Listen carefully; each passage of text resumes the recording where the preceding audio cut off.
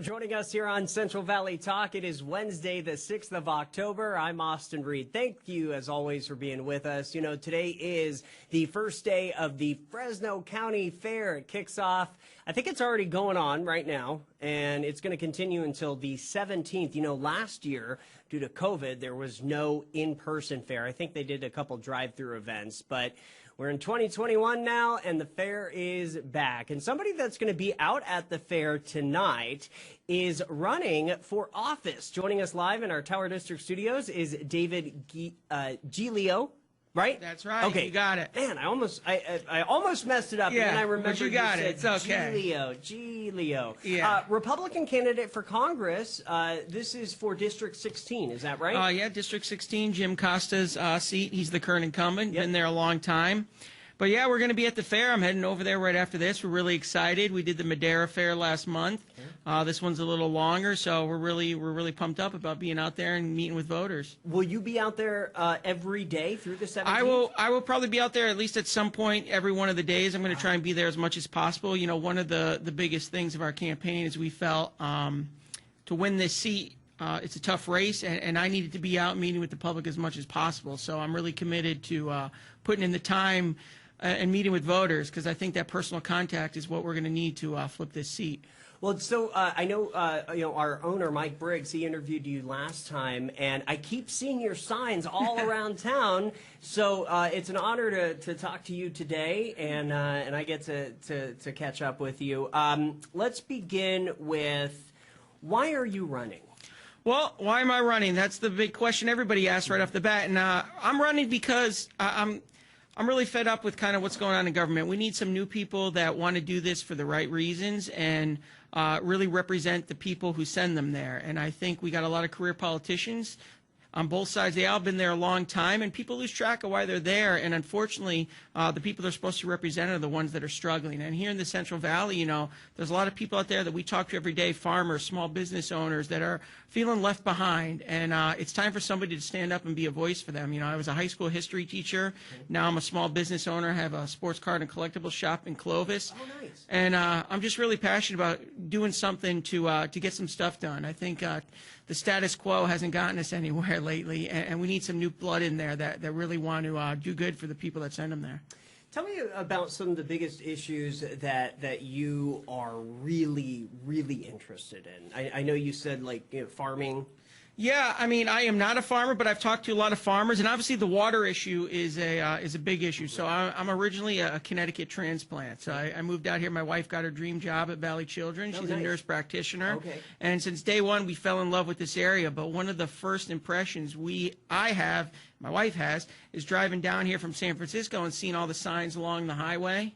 You know, we need water. And those signs are decades old, and the situation's only deteriorated worse. And the Central Valley feeds, 60 to 70% of the fruits and vegetables for the country. So this isn't just a Central Valley issue. This is an issue that's going to affect everyone's pocketbooks in America. And we have to get some resolution for our farmers, because they're blunt with me.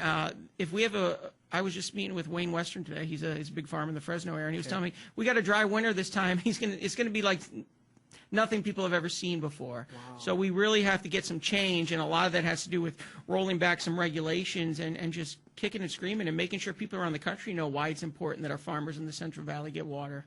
What about COVID? What's your thoughts on that? Well, I mean, COVID, it's real. It's out there. It's it's unfortunate. It's a serious thing, but we can't let we can't let the cure be worse than the disease, and we have to. If you want to get vaccinated, get vaccinated. I mean, I wouldn't tell anyone not to do it. That's a personal choice. We should take, if you feel like you're vulnerable, take precautions. But we also can't lose track of the other effects of it. Like, the continued economic shutdowns did a lot of harm to people. Put a lot of people out of work, put a lot of families in dire straits financially, and so we have to.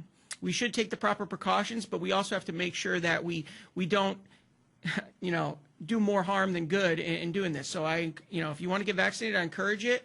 I believe that it's a personal choice for people. I'm not big in having the government telling people what to do, But, you know, take the proper precautions. It's serious. It's unfortunate. But we also have to understand that we can't go back to the lockdown type environment, because that's going to cause a lot of poverty, and that's going to put people in just as bad a situations as COVID would. Well, as a small business owner, tell me what it was like for you when the shutdowns happened. Well, luckily for me, a lot of my business was online at the time, so it wasn't as effective. But we go out, and particularly I've talked to a lot of restaurant owners, and they are struggling. I mean, they are barely hanging on. A lot of them didn't make it through, and now they're struggling with getting people back to work. They're telling me, listen, I can't open on Mondays anymore because I don't have enough employees. We met a guy up in Delhi. His name's Frank. Frank, he owns the Elegant Bull, and he's 90 years old, and he's like, I'm back in the kitchen working every day because I can't get employees, and we're struggling. So, yeah, business owners, you know, small business is the lifeblood of the American economy, and they were hit the hardest during the lockdowns, and we have to do a better job of advocating for them. And so that's one of the big passions of my campaign is, you know, small business needs to be protected and preserved, and we have to come up with ways to really make sure their voices are being heard. Tell me a little bit about your fundraising quarter just wrapped up. Tell us more about that. Yeah, so we're really excited. We had a great quarter.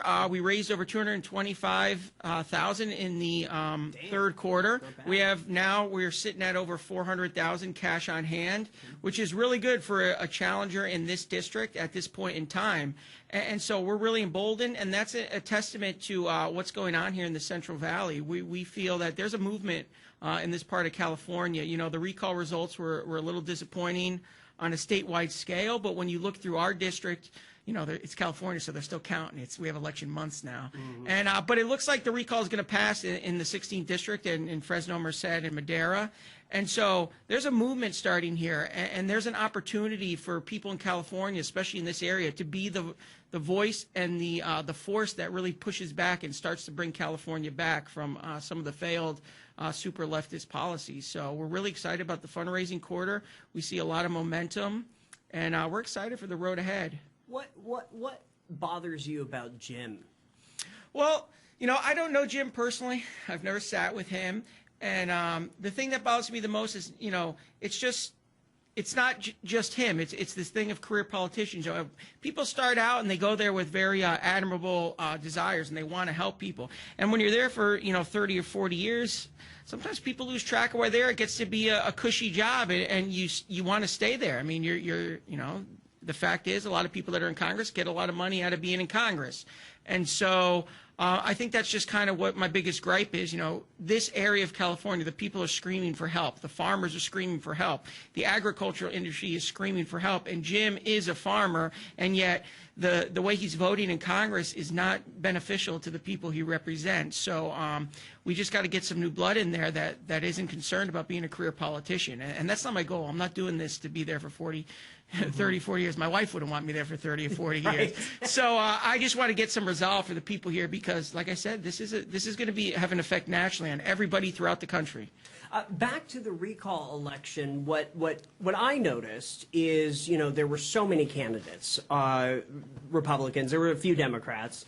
But what was interesting was the percentage that some of these guys and gals got. I mean, you know, Larry Elder did very well, and you know, so were you surprised or?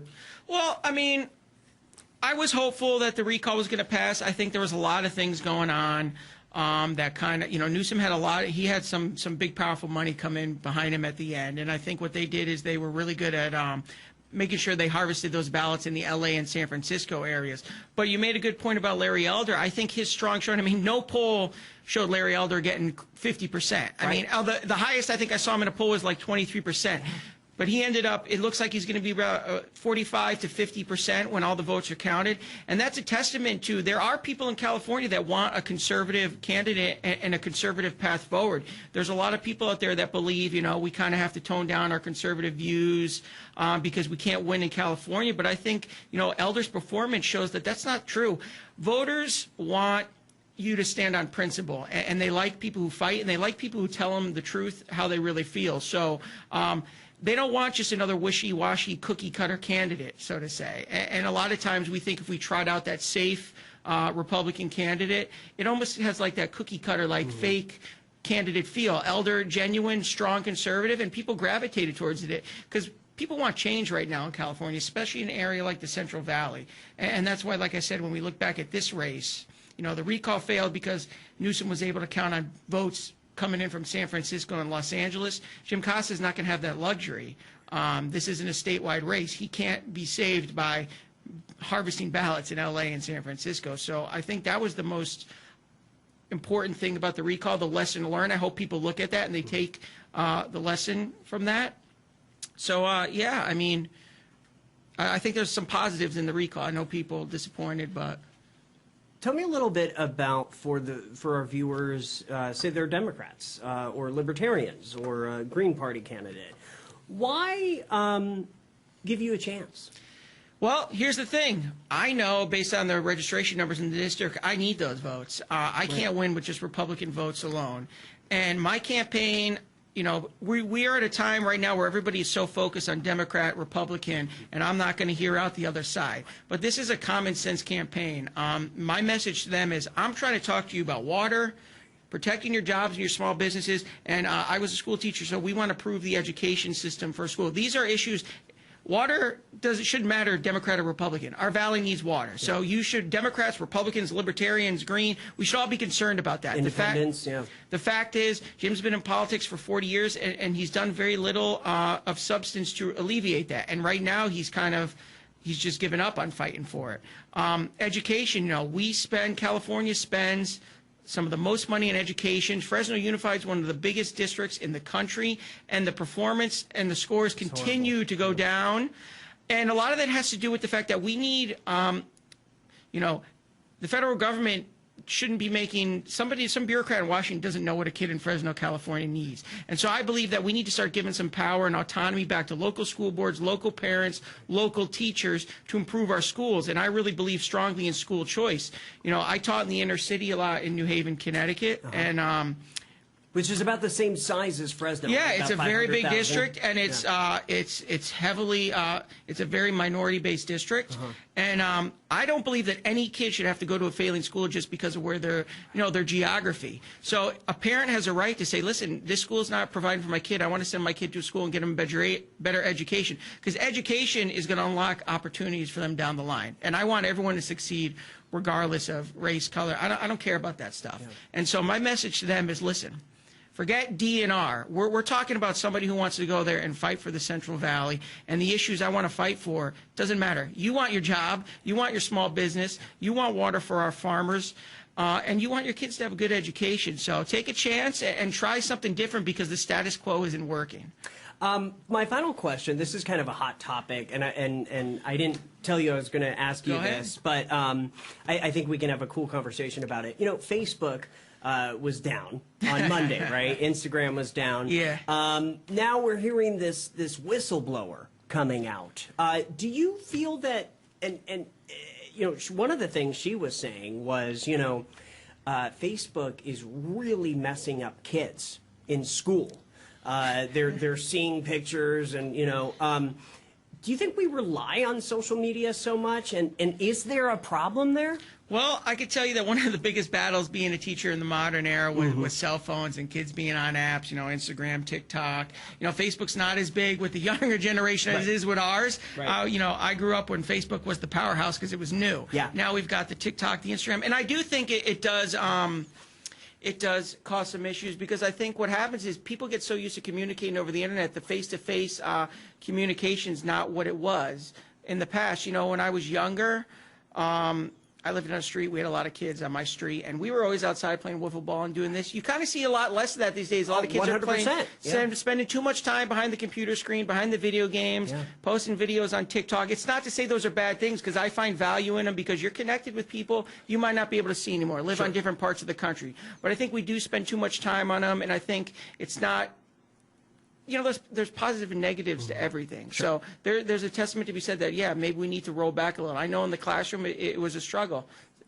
taking away kids' cell phones. That's when the most unhappiness happened. That was the biggest battle. You're like, they tell you too. They'd be like, listen, you can say anything you want to me. You can tell me anything, but don't come from my cell phone. 'Cause that's what gets them upset. So yeah, I mean, there's something to be said about that. But like I said, we got to make sure that kids are out there still doing some of those personal interactions, because it's a valuable life skill, being able to talk to people face to face. And I think that's the biggest issue I think we have with this, is there's so many people that just aren't used to that anymore. Well, I love your experience, not as, really not a politician. You are a small business owner, you are an educator, so I think you bring a lot to the table. The election is November 2022, yep. So we're coming up on only a year left. Yeah. And anything else you wanted to talk about real quick? I would say, if you want to learn more about me, visit my website at davidforthevalley.com. It's right up there on the screen.